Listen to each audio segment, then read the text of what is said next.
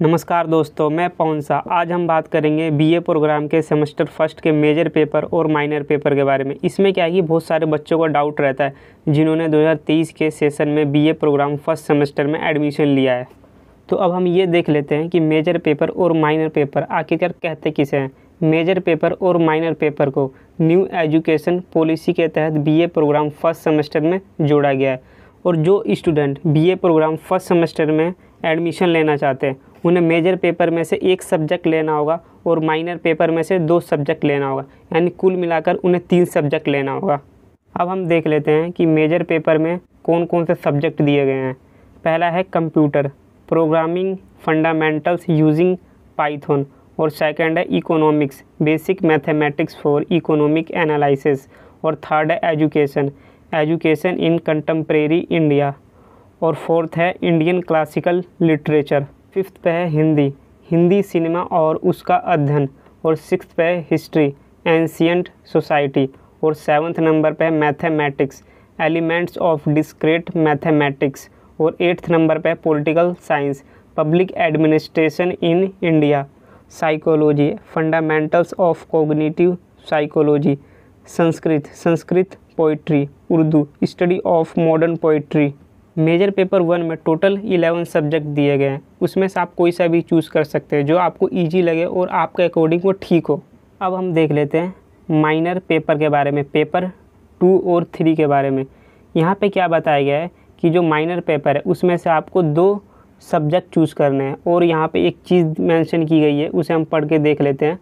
1 must be from the same department opted in paper 1 as major. मैं आपको एक example के थ्रू समझाता हूँ। जैसे हम मान लेते हैं यहाँ पे मैंने एक स्क्वायर बना रखा है, इसमें दे रखा है पॉलिटिकल साइंस क्या है, एक डिपार्टमेंट है, और जो इसका सब्जेक्ट क्या है, पब्लिक एडमिनिस्ट्रेशन इन इंडिया।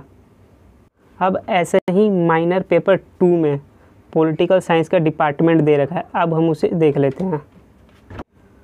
तो अब हमें पॉलिटिकल साइंस डिपार्टमेंट में introduction to political theory subject लेना होगा, और इसे मैं अब आपको सरल भाषा में समझा देता हूँ। जैसे मेजर पेपर 1 में मैंने पब्लिक एडमिनिस्ट्रेशन सब्जेक्ट लिया, तो मुझे क्या है कि माइनर पेपर 2 में पॉलिटिकल साइंस डिपार्टमेंट में introduction to political theory subject लेना होगा।